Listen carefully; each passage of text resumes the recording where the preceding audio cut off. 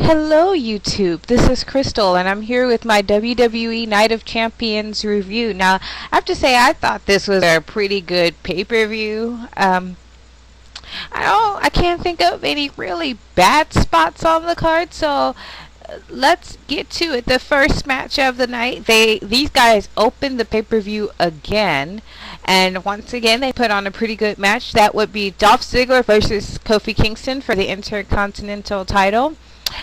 Dolph Ziggler wins with the zigzag, I think it's called. Pretty good match. I have to give it about a 4 out of 5.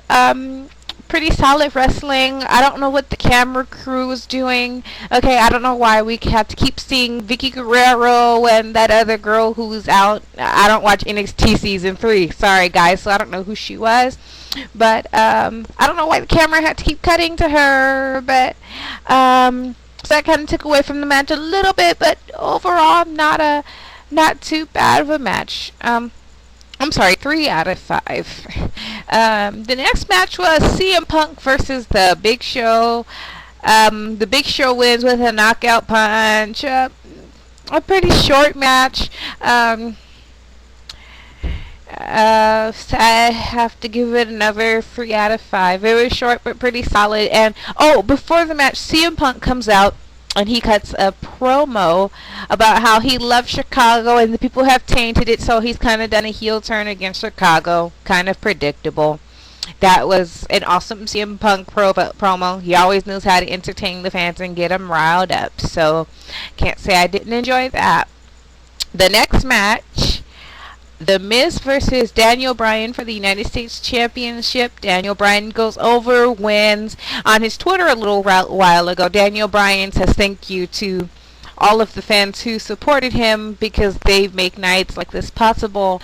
And man, I have to say that I didn't watch Ring of Honor very much while Daniel Bryan was there, but I'm very glad he's come to WWE. He's such a great performer. The next... And this was a great match, the best Miz match that I've seen so far in his career. The next match was the women's title unification match. Michelle McCool goes over Melina. Why? Just because she's married to The Undertaker, she's going to have to lose sometime in WWE. Please, why couldn't Melina have gone over? Michelle here was a botch fest. I think she did very well, but I think Melina did very well with her moves and her normal flexibility. I love Melina's flexibility. Anyway, I have to give this match about a 3 out of 5. And back to The Miz versus Daniel Bryan. I have to give that a 4 out of 5. I hesitate to give it 5 out of 5 because I think these two can do a little bit better, but what we saw was pretty great. The next, after the women's match, The Undertaker loses to Kane. Kane retains.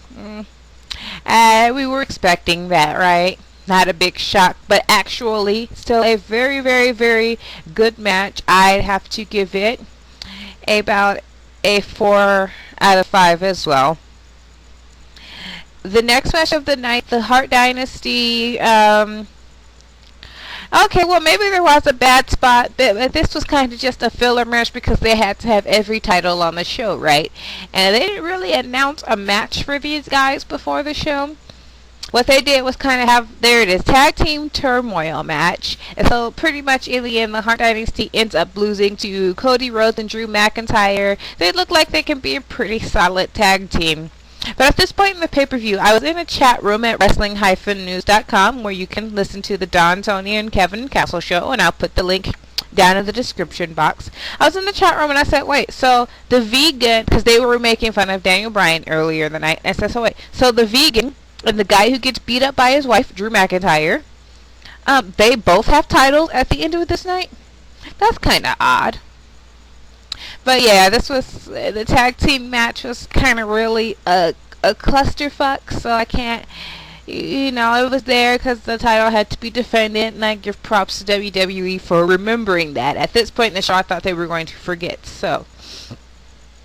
The last match of the night, the six-pack challenge, Sheamus, John Cena, Edge, Chris Jericho, Wade Barrett, and Randy Orton.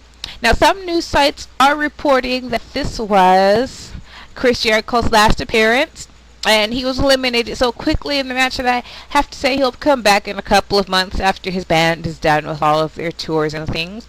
Well, anyway, long story short, yes, so the Nexus does come out in this match, and it's kind of a big hoorah. But with the end result is that Randy Orton is your new WWE champion, which I think that's pretty cool. And I kind of was looking at him at the end of the show, and I thought, well, kind of Stone Coldish kind of thing going on here. Well, anyway, so that was Night of Champions. Overall, pretty good show. I'd really have to give it a 4 out of 5. I enjoyed it. I enjoyed watching it. I had fun. And I was sober, so that's a good sign. Moving on to my last topic, I want to talk about Matt Hardy, who has been posting all of these strange things on Twitter. And now on Twitter, a fan asked him when he would be released from his WWE contract. Well, apparently Matt Hardy is having meetings with management tomorrow, and he says on his Twitter, well, if I have my way, hopefully tomorrow. Matt Hardy, seriously. We're in one of the worst economic times in the nation, and you have a job where you are making at least hundreds of thousands a year, and you are hoping that you get released from your contract tomorrow? Get out of here. Get out of here. That's so effing ridiculous. You need to take yourself, if you want to be released, that's fine. I enjoyed you entertaining me. I thought you had something, but apparently you don't think much of yourself, otherwise you wouldn't walk away from those big bucks and thinking about going to TNA. You need Jesus or somebody to help you, because that's, you and your brother are ridiculous for that. That's such disloyalty. Anyway, those are my thoughts for the night, and I'll probably be back to talk about more stuff tomorrow or whenever I decide to come back. Alright, peace out.